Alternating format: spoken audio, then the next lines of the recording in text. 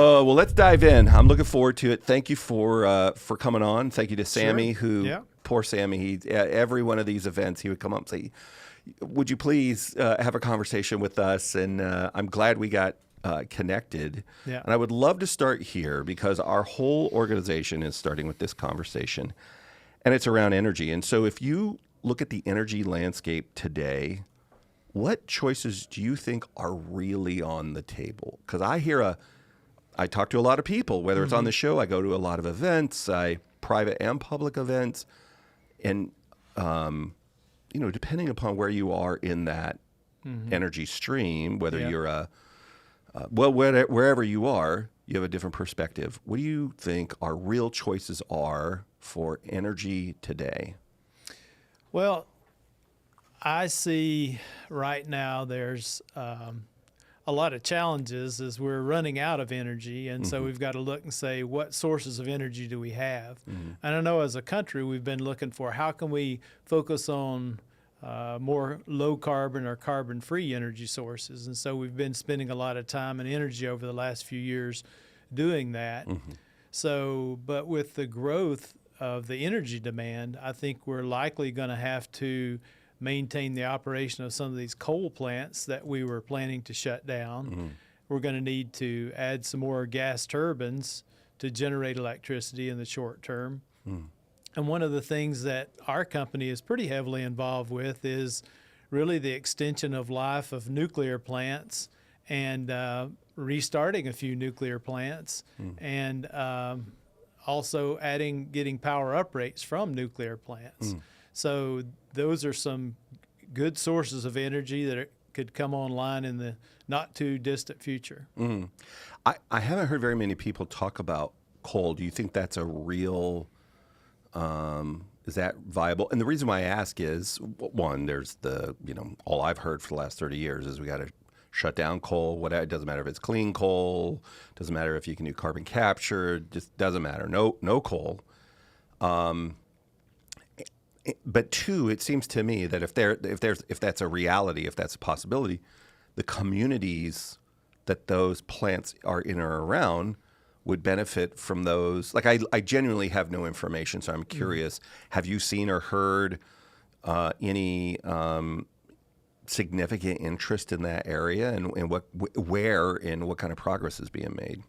Well, many of these plants have shut down. Many coal plants have shut down, and most utilities have had a schedule to say, I'm going to shut this plant down in this year or that year in the not too distant future. But what they're coming to realize is, well, if I shut that plant down, I may not have enough electricity to service my customers. And so some of them are now exploring, okay, well, what if I extend the life of that plant, or I don't shut it down at the prescribed time, and I can extend the operation of that plant to continue to produce electricity. So that is being explored by some utilities when they had shutdown dates set, but they are looking to say, I need more power. Are the communities that those plants are in, are they embracing it? And I know it can be complex. I have the community that they think I don't know what their perspective would be, but I presume it would be there's still jobs then, as opposed to maybe the communities next door that don't want a coal plant. They want the energy, they want the stuff, who wouldn't, but they don't want a coal plant. So, are you familiar with any of that dynamic within the community or within the state that this is happening in? I don't have any firsthand knowledge, but as I could certainly speculate, the people that are working at the plants and the local communities, when those plants leave, those jobs leave, that certainly leaves a hole. And that's why a lot of people or these utilities are looking at how can I repower some of those coal sites with maybe a gas turbine or a small modular reactor. Yeah. Christine King from Idaho National Labs, we got to talk to her a few times. That's one of her favorite initiatives is the idea of when SMRs are available to bring them into a coal community. It's interesting for a variety of reasons. One, and not the least of which she feels like, look, we owe this community. There is no America if we don't have the power from these communities. So there's a debt that needs to be serviced to our fellow citizens. I completely agree with her. The second is more of a business reason, not just a humanitarian reason, is the transmission lines are there. And even if you're upgrading transmission lines, the infrastructure's there. And that is, I've heard many people say, as hard or harder sometimes than getting whatever your source of generation is getting the transmission to wherever it is you want it, which also lends an attractive argument to microgrids or whatever. We might talk about that later. But for those reasons, and she's a nuclear scientist. She's part of the GAIN program at INL. Interestingly, she is not anti any, like you choose an energy source as long as we can do it safely, as long as we can do it ethically, as long as it's affordable to the citizens, as long as it meets our grid mix program, whatever that looks like, she's all in. Doesn't matter to her what the energy source is, and it has to fit the load that they're trying to do. So depending upon the source, or the load, let's find the right source for it. So she is not, well, obviously she's heavily invested in nuclear. I love it's very refreshing. And many of the folks that I talk from organizations like this, they haven't picked a winner or loser. They're just, look, this is what we think. If you imagine, we're talking about, I know we're just talking about coal, but if you imagine, I wonder what this mix, as we're trying to today, we're just not talking about what we hope to get over the next several years. You had mentioned earlier the unshuttering of whether it's nuclear or coal or whatever, or even extending the life of those. It's just in your, whether it's your role at Enercon or just in the conversations, you're around these conversations all the time. What's gaining momentum there are they leaning more into nuclear? Is it leaning more extending the life? Are they leaning more into coal? Is it firm it up with natural gas? Like, what seems to be gaining traction? It appears that in the short term, natural gas is, people are looking to say, how can I add maybe a simple cycle turbine, gas turbine to get power on the grid. But that's a lot of demand for that. So a lot of the gas turbine vendors are starting to get pretty booked up as far as people wanting to procure a gas turbine to produce power. Now, can you pause right there? Because I'm not that familiar with this. When we say a gas turbine, how many megawatts is in your mind? Is there a standard? So, for example, when I talk about a substation at a data center, they could be, my personal experience, as small as 30 megawatts, but generally they're much larger than that. 50 to 100 megawatts is pretty common, somewhere in that range. When you and they're not generating power; they're just receiving it on high voltage lines from other substations in the grid. When you mention a gas turbine, is there a default? Like when I think of generators, they're usually 1.5 megs to 2 megs is a diesel gen, and you put them together in a series to support a load or whatever. How does gas turbine work? Is there a standard size? There are standard sizes, and each different vendor has their own suite of models and sizes. So 200, 500 megawatts. Really? That big? Wow. And then, you can go to a combined cycle where you put a steam turbine on the back end of that and go up to, maybe 1,000 megawatts. And some of those gas turbines or simple cycle turbines are dispatchable. And that works with the grid. If you've got renewable power that's online or that's going down, and they're monitoring the grid, and they say, okay, I'm going to need to bring this gas turbine up, so they can bring that up to speed. So there is extra capacity across the grid, and the utilities are monitoring that and deciding, okay, I need to bring another generation source of power on. So you've got the base load power, and then you've got the ones that come on to our peak load power sources. So Okay. you've got to balance the base load power, which is likely nuclear plants that are trying to run 24/7, Right. and then maybe coal plants, and then you've got maybe a combined cycle gas turbine, then you've got simple cycle turbines that will come on to meet that peak load, and then your utilities are also trying to integrate that wind or solar that are a little more intermittent, but Right. theoretically cheaper.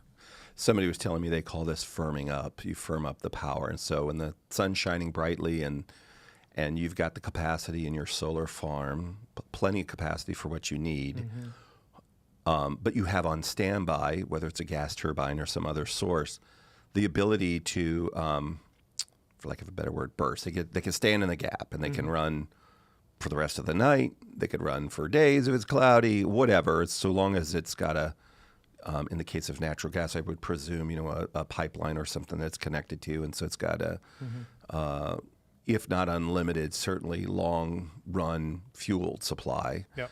And it can firm up wind or solar or other intermittent things. Or in some cases, those things could all be jamming along correctly, but the grid, because we're going through a pretty big growth spurt here, all of a sudden needs more, and they're available in those temporary situations, not just to firm up, but they can stand up more. Is that what you're describing? Yeah.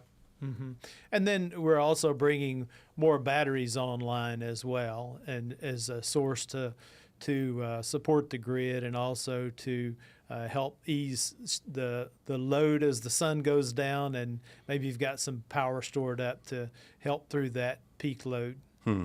I've got to get an energy storage guru on here. I don't know enough about it to be cynical, but I'm skeptical that a real grid level, and what I mean by that is, when I think of storage, how I think of a battery storage, if I think of diesel or natural gas or whatever, there's in most cases days of supply there for them.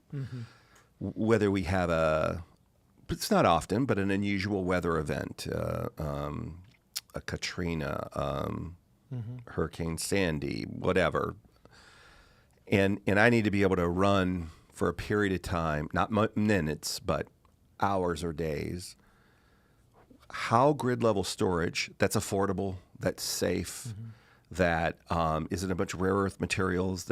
And again, I'm not trying to pick on them. I just don't know.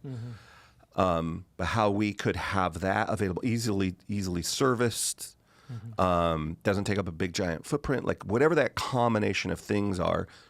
I love that idea of energy storage to ride us through, and then it opens really wide the aperture of different what we could do with renewables and other things for sure.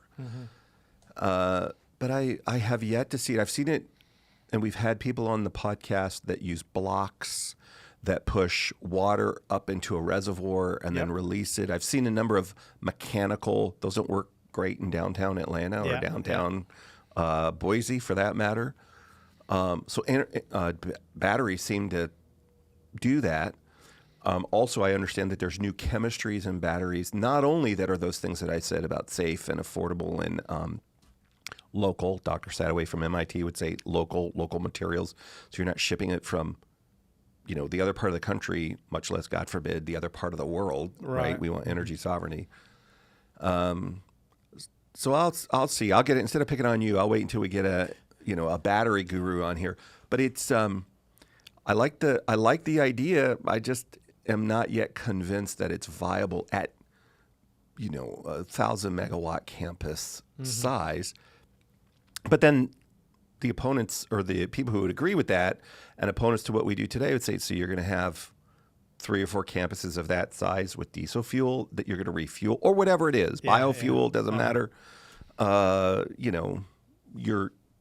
That's a narrative that's inaccurate and you need to rethink it. Do you ever have those conversations? Yes. One of the other medias of energy storage is people are exploring is hydrogen. And, the concept is when you're when the sun is shining and you've got a lot of solar being generated, is there a way that you can convert that into hydrogen and store it, the energy in the form of a hydrogen, and then burn hydrogen in your gas turbine? So that's a whole interesting conversation that I'm sure you could have with someone. And but I think our challenge right now as a country is, where are we going to get enough electricity? Yeah. You know, we've gone for years without adding significant capacity, and we've kind of converted. We've leveraged our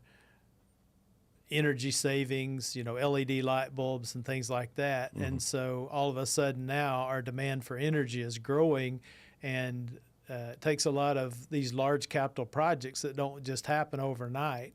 So we're in the short term looking for, okay, where can we get electricity to power our data centers, to power our electric vehicles, to power, you know, any onshore manufacturing that we want to start. Yeah. You know, in our country's history, we've always been pretty pragmatic, not perfectly, but pretty pragmatic.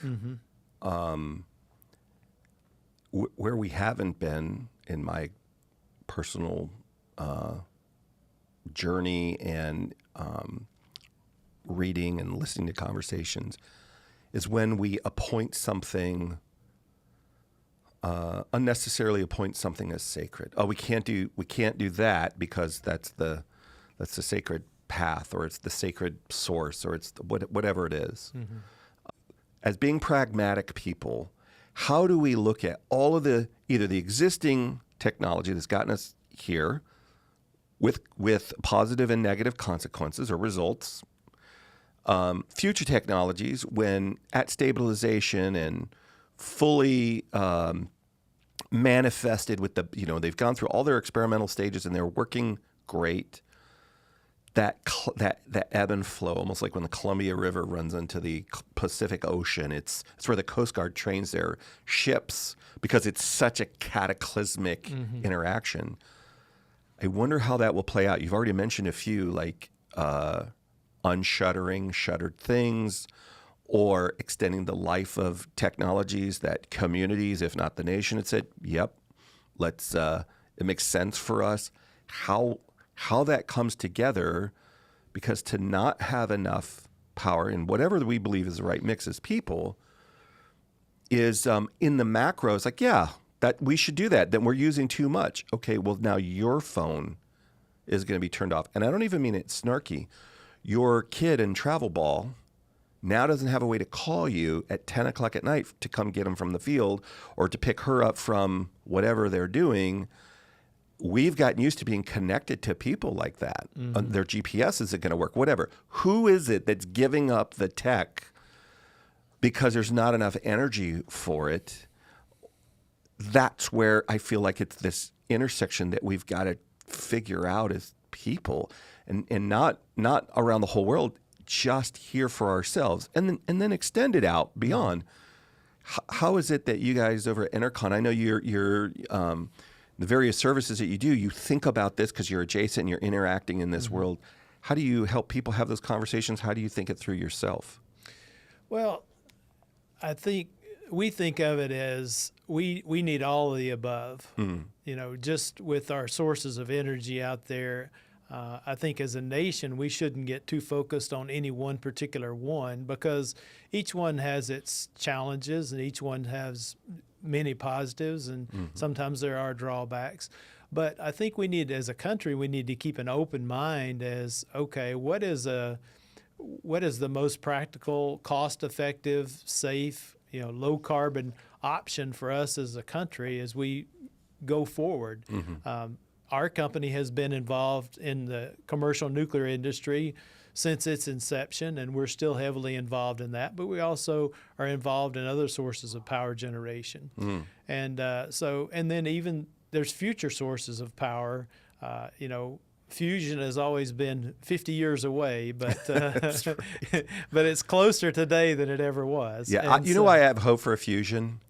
Because every so many years, we'd hear the Cubs are going to win a World Series. And they finally did. Like, they got the curse of the Bambino off their, they finally, or I'm sorry, that was the Sox. But whatever, the Sox, the Cubs, They both finally had success. I didn't think I would see it in my lifetime.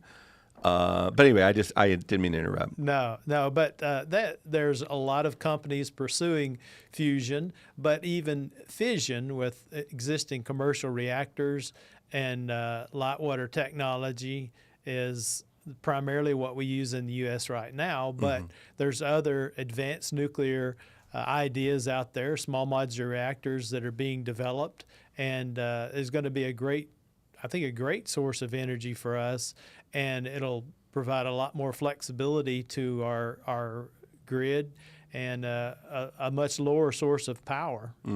So a lot of options. And I think we have to take the long view of things because, the grid's been around for a long time and it has evolved over time, the different sources of power that we've got. Kind of back to your point earlier, as a nation, the U.S. is so wealthy, and we've got so many resources. Everyone should have electricity on demand when they need it. We shouldn't be in a situation where, oh, well, we've gone to this source of energy, so we're going to have to turn off our phones or we're going to have to turn off our air conditioners. There's plenty of potential sources of electricity that we could leverage as a country, and just continuing to expand some of the resources that we have now. And I think that's one of the real advantages of nuclear power is it does offer that base load. And, you get into the complexities of some of the markets, and there were about 12 plants shut down over the last 12 or 13 years because of just local market conditions primarily driving that. And sometimes if we don't take a long enough view of these power sources, we can let short-term economics drive maybe a long-term decision. So the governments have come in and stepped in and looked at that and said, okay, maybe we need to tweak this a little bit. And now you see with the demand for electricity, you're seeing some of these hyperscalers looking to say, hey, I'm committed to zero low carbon sources of energy, so how can I secure power from a nuclear plant? And I think that's what drove Microsoft to sign a contract with Constellation to restart 3 Mile Island. The plant was shut down in 2019 because of market conditions, and they had started decommissioning it, but not to the point where it was irreversible. And so now they looked at it and said, hey, we could start this back up, and it makes economic sense and safety sense. Yeah. And so now we're going to put 800 megawatts of power that can be used for data centers. It's essentially carbon free. In your world working with commercial nuclear energy, which could take the forms, at least as I understand it, I'm sure there are more. Essentially, you've got micro reactors, whatever that number is. I've roughly, in my mind, I use 30 megawatts or smaller, but whatever the number is. You have small modular reactors, which could go up to a few hundred megawatts or whatever that looks like. And then you have the other things, and those may change over time. Sure. Do you primarily spend your time in the big plant stuff? Because that's really sort of what we have in the world today, although we're really interested in these SMRs and the micros. And as you go out there, do you have to spend a lot of time helping people wade through misinformation on what's actually true, both about the technology and how it's deployed in their community, and the need for whatever the power source is, and in particular, if we want it to be green, how does your organization, I don't want to make it an infomercial for Enercon, but I'm genuinely curious about these, what are our real options in the next, say, 10 or 12 years, and how are you helping communities think through this conversation? So usually that's the utility that's doing most of the local outreach. We as a company, we do some local outreach in the communities that we serve and educating the public and different public events. But the big challenge in the past has been there's been so much negative about nuclear power, and much like what you described as your daughters, we are seeing a new generation of people that look around and say, hey, what's so bad about this? And the thing that may help that is we're seeing, not to get political, but we are seeing bipartisan support for nuclear power in the last few years. This is the first time in the history since nuclear power came to the United States. There was always the anti, but as people start looking at things, and one of the big benefits is the nuclear industry, to give them a plug, is a stellar safety record. And I think if you can operate these plants safely for 50 years, people, just millions and millions of hours of safe operation, people begin to say, well, maybe that is safe. Yeah. And the local communities adjacent to these plants love them because high-paying jobs, they're great citizens in the communities. And, who wouldn't want a nuclear plant in their community? I mean, it sounds ridiculous, but you look at the tax dollars and the good jobs and, the clean air, and all of a sudden it's like, well, maybe it's not so bad. Yeah. If you're not connected to the world, you're not connected to modern healthcare, modern education, modern economy, modern transportation. You're just not connected. If you're independently wealthy, if you were, you would not be sitting here doing this podcast with me. If you could just check out. I'm doing it for the fun. You're here for the fun. I heard about you East Tennessee guys. Do not get me started. This is a corporate podcast.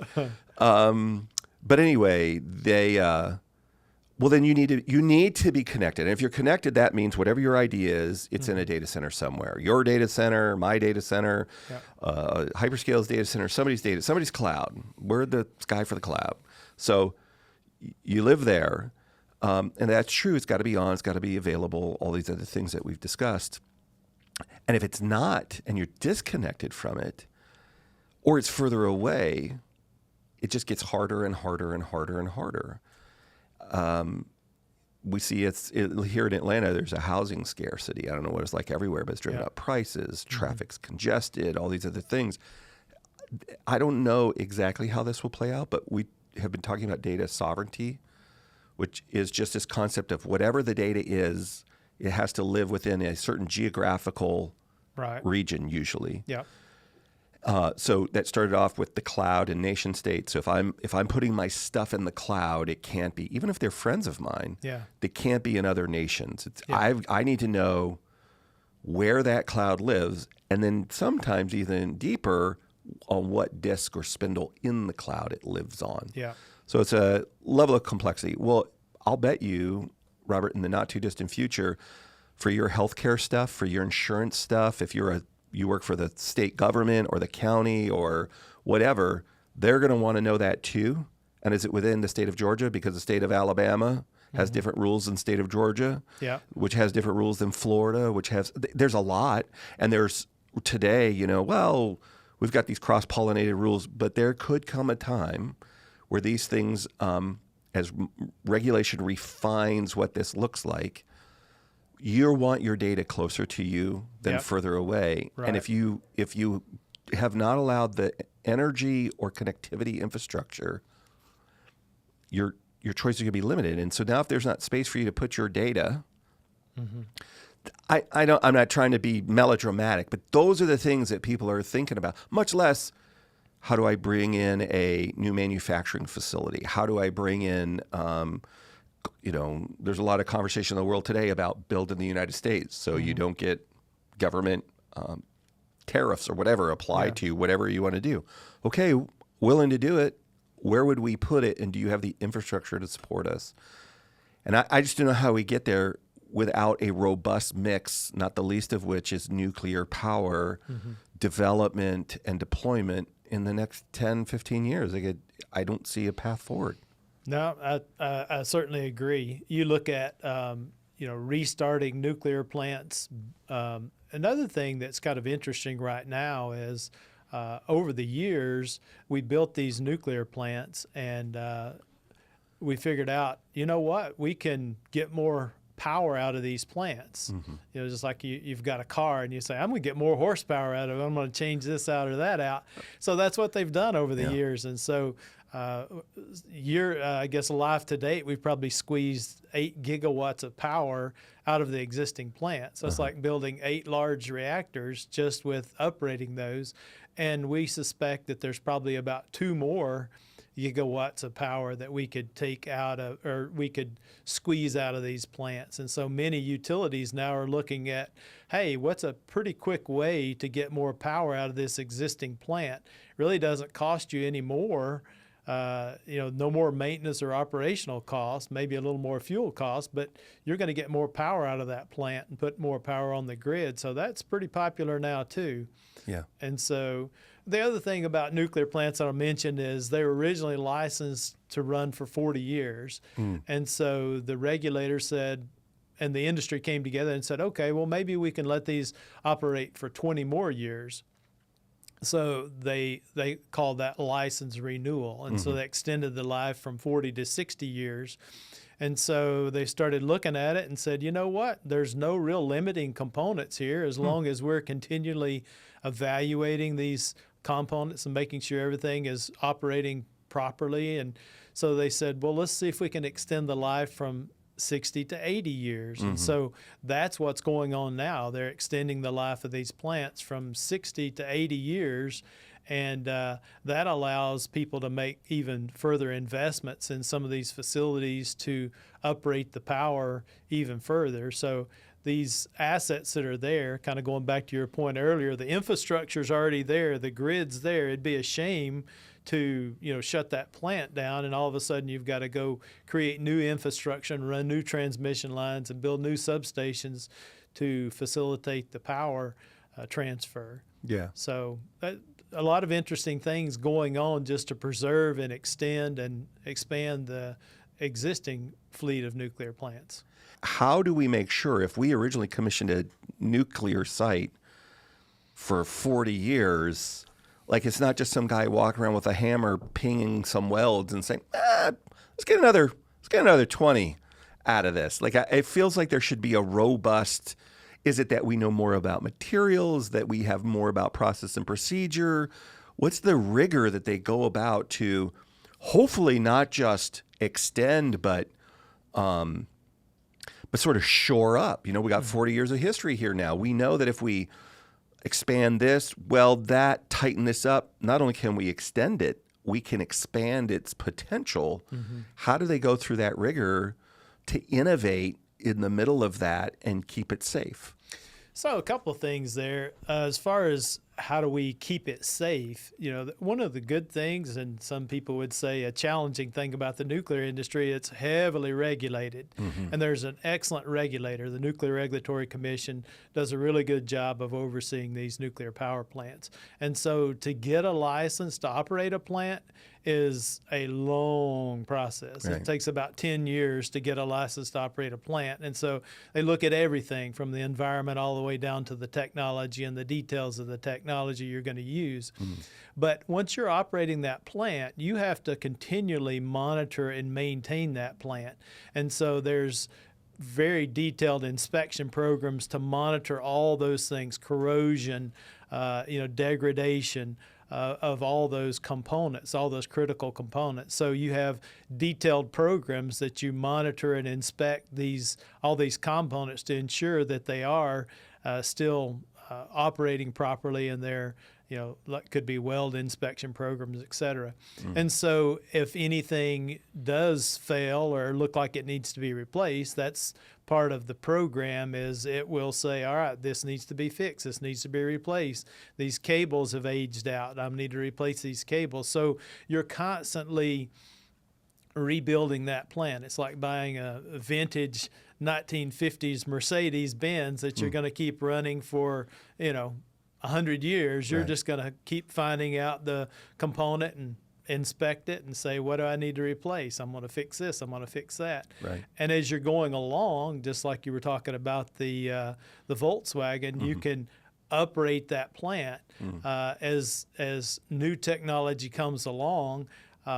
Many plants have, over the years, have replaced power limiting components. They've almost all put in new turbines. All right, I can put a new turbine in and get more power out of this plant. And so they go through and they're continually finding as they do this power uprate process, say, what is the limiting component? What could I change out that would allow me to have more power out of this plant? So they look at that and they do studies and they say, okay, this is the component that if I change that out, I could actually get more power out of that plant. And so they go through an extensive process and say, well, if I change that out, what are going to be the impacts on the rest of this plant to make sure everything is continued still safe? And so that's a very extensive process that's it's used, and it's been very successful. As like I said before, we've gotten essentially 8 large reactors out of the existing fleet just by uprating them, and probably a couple more to go. Now, Enercon, do you help design? Do you build? Do you service? What's your role in this? We're primarily engineers, so we do engineering and analysis work. So we'll analyze these things, help the utilities find out what some of those limiting components are, and then we'll do the design work, maybe to install that new component, write the specs for that new component, evaluate the impacts across the plant, do all the design work, maybe for the new piping or the new wiring, the power source, controls, all those things. How does Enercon fit in that? Or are you only utility, or are you available to talk to whoever's interested in designing, building, and operating a energy source? All the above. Okay. So we certainly primarily work with utilities, but certainly there's a lot of developers that are coming to us now saying, hey, I need some power. How can you help me? And even working with some of the utilities, they're looking at, have you heard the term behind the meter? Oh, yeah. Yeah. Yeah. So we see. But don't assume my audience has, so please. Okay, all right. So the idea there is, instead of putting the power out on the grid, and can we take some of the power that's generated from this power source and set up a substation before it goes on to the grid, and that would be a behind the meter, so to speak. So many utilities are exploring that because they're looking at, well, I can get more depending on the source of power, but if somebody's looking for carbon-free power, they'll say, hey, I'll be willing to pay a premium for this nuclear power, and whereas if it goes out onto the grid, you may not be paid as much for this power. So they're looking at, all right, I can sell this power behind the meter. So that's an option that's being looked at, and that's a more stable source of power versus you still have the best of both worlds, I guess, there, where you're getting the power behind the meter, but you also have access to power from the grid. And I know that's being argued out in public space right now. But developers are looking to say, if I can't get enough power off of the grid, what about giving me a local power source? And then what about backup power? So we're seeing developers come to us now, and we're helping them with those studies to look at. Most of them right now are looking at gas turbines and as far as near-term power. But I see a future where people are going to say, okay, well, how about a small modular reactor? And I think even Dow Chemical is exploring a small modular reactor for one of their chemical facilities. Just for having that source of carbon-free power. So we're seeing more and more people looking to say, all right, I'm going to have my direct power source, and I'll build it myself, or I'll build it and have somebody operate it for me. Do you think utilities will want, public utilities will want SMRs as well, or are they going to stay with the larger campus? I think in general they like the larger campuses, but TVA is a large utility, and who's TVA? Tennessee Valley Authority. Right, just up Coming the street. from East Tennessee, everybody knows TVA, but maybe everybody listening This is to your an international podcast. Yeah, that's right, Robert. international podcast. They need to know who Tennessee. Some of them are still like Tennessee. Tennessee, What's that? what is that? It's a wonderful state in the southern part of the United States. It is. They got some great mountains up there. We're just about an hour and a half south of them. They're gorgeous. So Tennessee Valley Authority, the reason why I ask is I've been out at the Vogtle plant here in Georgia. Yeah. And it's a giant facility. And one of the things that was interesting when we did the tour, we got to spend some time there, they described not just the engineering of the reactors and the safety protocols or whatever, but all of the, if the wind's blowing and if these are the things and all the things that go into consideration to have all of those modules there. And as we're innovating in technology, getting more out of, the existing infrastructure, again, just like we said, in a safe way that makes sense. I'm wondering if here's the selling points that I've heard about SMRs. One, you build them in a factory. So you get those efficiencies.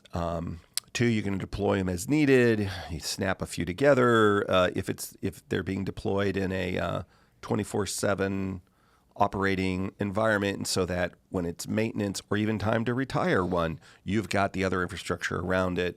This is the big idea to a simpleton like me.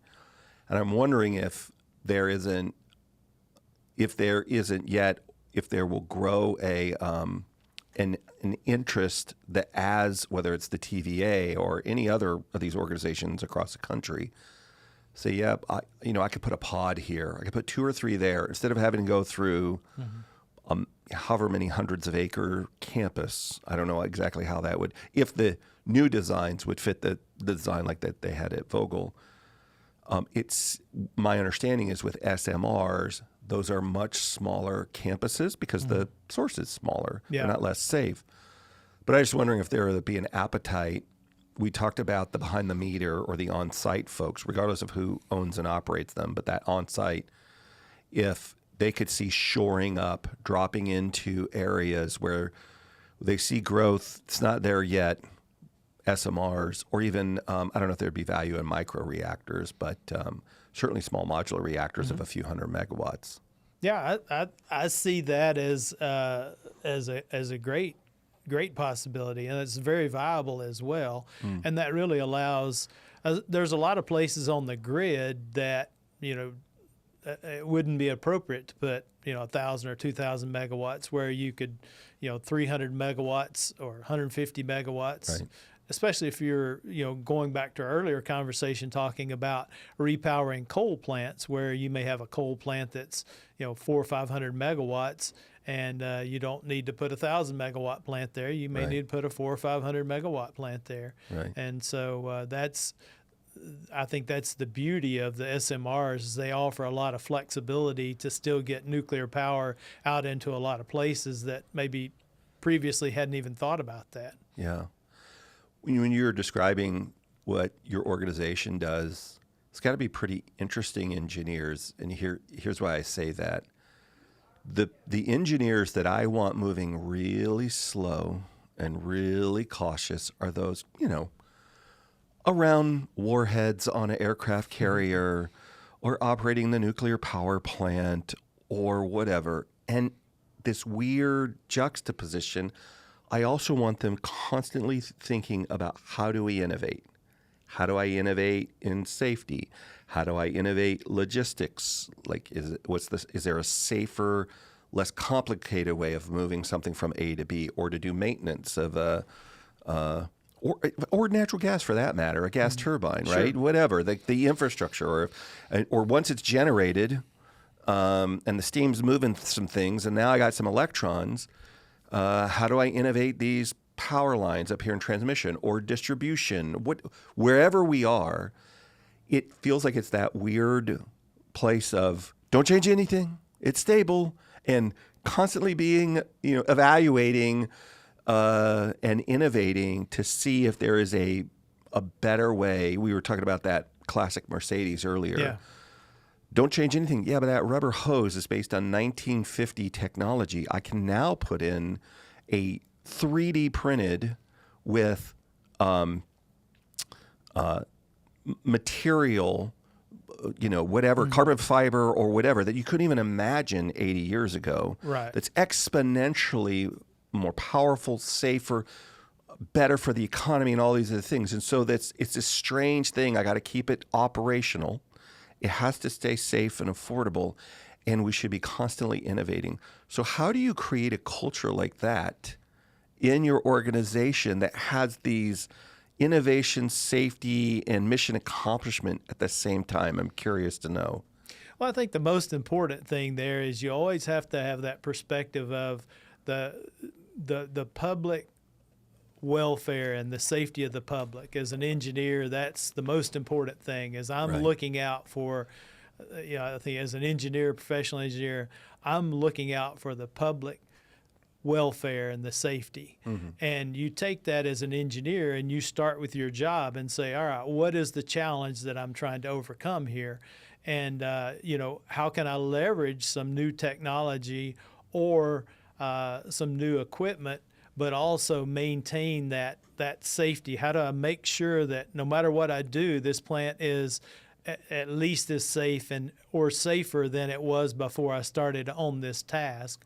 I think a great example of that is the control systems in these power plants. They were all original analog control systems, and as those analog control systems have become obsolete, so the industry says, all right, well, I've got to put digital controls in, and okay, I've got to make sure that those digital controls work at least as good as those analog controls. And by the way, I've got to make sure that there's no cybersecurity issues and no one can do anything nefarious to these power plants. So our guys have to continually think about that. All right, I'm going to bring new technology in, but I also have to make sure that I'm not doing anything that makes this plant vulnerable. How do you attract and keep men and women that are bought into the big idea that you guys are proposing, that want to serve, that want to do this stuff, and at the same time, there's a real risk of burnout. Like there's a real risk. We manage through it every day, or people getting so busy that they're not cognizant, or maybe they are, of what's going on at home, what's going on to the left, what's going on to the right, because there's no end of the opportunities around us. How do you maintain a culture? How do you maintain a people? And how do you help your folks maintain, whether it's Enercon specifically or just you imagine we as people in the United States should be doing this? How do you do that? So for our company, as I described a little bit of the work that we do, certainly in the nuclear industry, non-nuclear power generation industry, we do a lot of power distribution, transmission, distribution, substations. We got data center group. We do work for the federal government at their labs, and we do environmental work. So we're in a lot of high consequence industries or businesses. So we're very selective about the people that we hire. We try to hire some of the best and the brightest, and we spend a lot of time and energy looking for really good people. And over the years, I think we've created a good culture within our company. And one of the things that we have to do is, okay, how do we make sure that we maintain this good culture?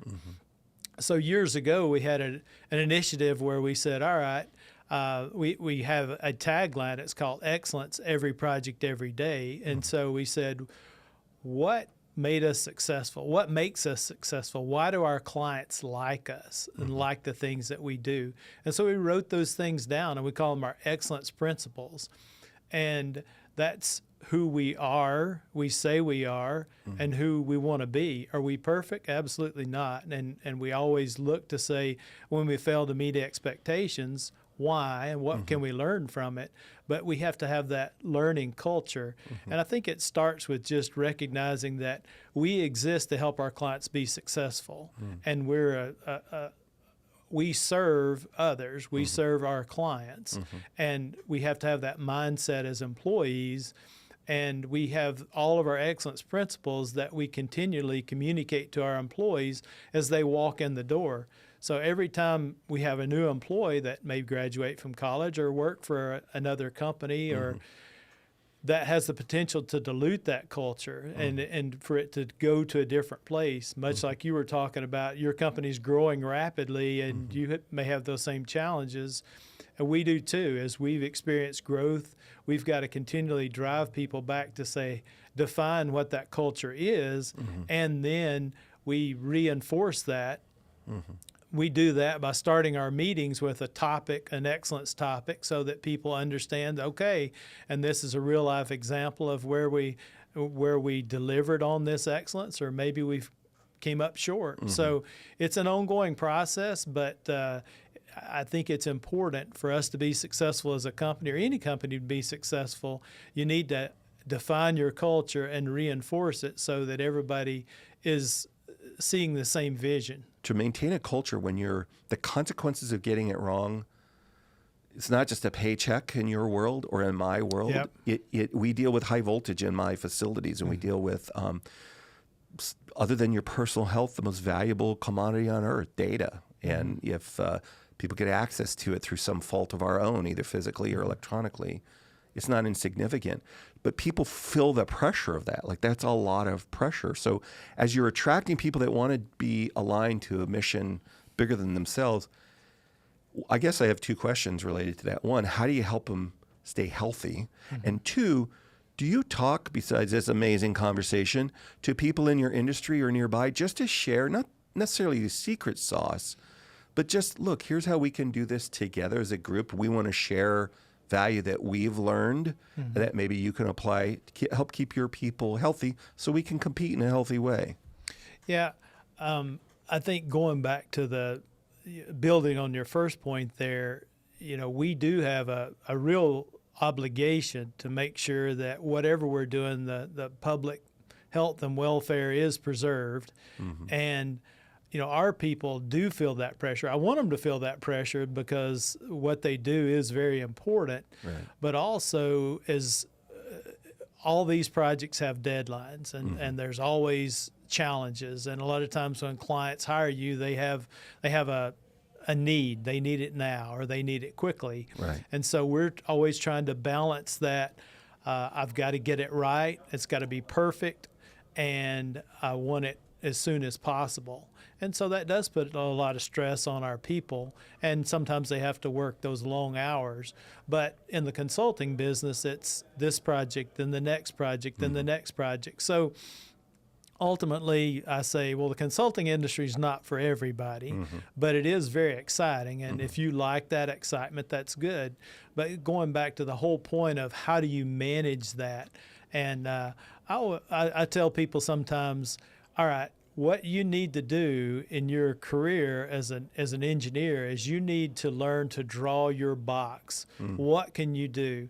You're a kid right out of school. You may have no obligations. You may say, I can work 50 hours a week. I can work 60 hours a week. You need me to go on that assignment, I can go on that assignment. And I don't have a lot of obligations. But as they progress in their career, maybe they get married, they have children, they want to coach their kids' ball teams. We want to support that. We want great citizens of our communities, and we want people to realize their personal dreams. And maybe their box is different. Their box is, all right, I can do 40 or 45 hours a week and on these times. But I encourage people to have that conversation. Let us know what is your box right now. Now, there's going to be some emergency, or we have some emergent client deliverable that, okay, I've got to work that unexpected weekend or stay late. Right. But and then as you move forward in life, maybe your kids are out of school, they're going to college, and you say, okay, I've got a little more time. I can spend a little more time. But that box changes, and I just encourage people to be conscious of that and have that conversation with your peers and your managers and supervisors to say, this is where I'm at in my stage of life. And that takes a lot of stress off of that, oh, I've got to be everything for everybody. Yeah. And as people, I encourage people to learn to manage that yourself. We've lost a lot of employees over the years that say, I just can't keep doing this anymore. I've got to go somewhere else. And I say, you know what? You're taking your problem with you, because that same person that had trouble managing their work-life balance is going to the next place. Right. And so it's a lot of individual thinking and ownership of where am I at in my stage in my career, and what can I do and to best manage that, because we want our employees are going to be at their best if they have a balanced life. You know, they're balanced between, you know, their home life, you know, their emotional, spiritual, physical, all those things are in balance. They're going to be the best employee they can be. And whatever we can do to help them be that is we're going to benefit as a company. Yeah. And you were showing me this book here. I'm not trying to do infomercial for Enercon, but what is that? Remind us what that is. This is what I was referring to earlier, our Defining Excellence Handbook. So when we wrote these things down, you know, what defined excellence to us? What did we want that to look like? And I've even given these to our customers and say, hey, we should be doing this. If we're not, let us know. And, you know, sometimes they do. Yeah. I love the South, man. Whether you're handing out Bible tracts or you're handing out Excellence handbooks, we love some tracts around here. That's right. I need to get some for myself. Keep it simple. Write it down. Amen. That sounds like an engineer. Okay, well, we're about to go, but in all seriousness, when for real do you think, in a normative way, not experimental, we will actually begin seeing small modular reactors, whether it's behind the meter or I don't mean going through trials. I mean, this is part of, you know, the factories are running. We're going to start seeing them deployed 1 or 2 at a time, 5 at a time. But designs are approved, thumbs up. They're going out into some early adopters, maybe Western states, whatever. When do you think that will really start to become normal? I think the first ones will be operational in the early 2030s. Okay. And a lot of... So 8 years from now? I would say 6 to 8 years from now. Yeah. So there's a lot of variables there that will determine that. You know, there's regulatory hurdles. There's a few technology hurdles still yet. But for the most part, I think the big things are solved. It's just a matter of walking and working through the process. You have to build the whole supply chain to support that and build, you know, get everything and going. the talent, the people. That's right. Yeah. We do. We have to build that talent base to deploy that technology. So this is not official, but this is Robert's opinion. I would say 6 to 8 years from now. I will be shocked and love it if that's true. I'm the eternal optimist. I'm pretty optimistic myself. Look, to calibrate I am optimistic that pudding bar at Golden Corral is not going to continue to add weight to me, but in the most optimistic view that I'm able to take right now is 10 years. I think it's 10 years at a minimum, probably more like 12 to 14. That said, one of the things you talked about in the very beginning is, in the last several years, bipartisan interest. 1,000% sure. With all the political noise that's been going on for the last year or 2 years of whatever party captures your imagination, behind the scenes, my anecdotal information has been from a wide variety of people. There are a lot of elements in the Department of Energy under the last administration and this administration, very pro, let's figure it out. This is a national imperative, not just nuke, energy, period. We're not giving up on clean energy. That is not at all. I don't want anybody to read into that. That was not what was emphasized to me. But real bipartisan at the Congress, you know, people in Congress. I don't have any direct administrator or senators, but other administration officials in the previous Department of Energy team, the current Department of Energy team.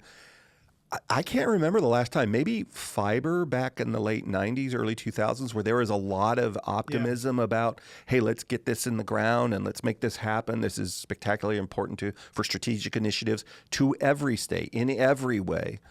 I think there's a lot of momentum there. And then the other thing that they've been really quick to emphasize, and I mean unilaterally, they are not, when you were talking about looking for efficiency in design or whatever, their standard is it has to be at least this safe or safer. And so when we do an evaluation, if the new belt in our classic Mercedes isn't at least this safe or safer, and we're expecting safety hopefully exponentially safer, It's not even under consideration. Move on to the next thing. We'll find other efficiencies. I just don't think it's hype anymore. I've heard so many different voices that don't have anything else in common, but they have this in common, that I think that's true. That's the momentum. I certainly hope it's true, and it feels like it's really gaining traction around nuclear. Look, they're even looking at like how do we firm up solar? How do we firm up these other things? How can these things play a role? Even if it's bridging, I don't think anything's ever bridging. I think once you get it deployed, you run it till its life cycle, and then you do something else. But whatever it is, that's really got me optimistic. I still think, though, that it's just whether it's the supply chain, the talent, the infrastructure to be built, 10 years would be best case scenario. I would be wildly ecstatic if it was 6 or 7 years. That would be incredible. Mm-hmm. We'll see. Yeah. We'll see who's right. I'll probably lean into the engineer who builds them than me, some knucklehead out here. Well, I think we, as an industry, we have to have that optimistic viewpoint and drive because, you don't want, if you subconsciously think it could take 10 years, then it's going to take 10 years. So I think the industry has to be committed to say, all right, how can we do it in that 5 years, 6 years, 7 years? All right, what are those limiting components? What can we, how can we knock those barriers down to make that a reality sooner than later? Yeah. When do you think your volunteers are going to beat our Bulldogs for a national championship? What's going to happen first, SMR or up there in Knoxville? You're going to be holding we're going to be holding we're going to beat Georgia before we have an SMR. That's for sure. Shots fired, people. Shots fired. Robert, thank you so much for coming on the show today. I really appreciate it. Well, I appreciate the time. It's very fun. It's my great pleasure. Hey, if you guys liked it, hit the like button. If you loved it, hit the subscribe button. We'll see you next time, everybody. Have a good one.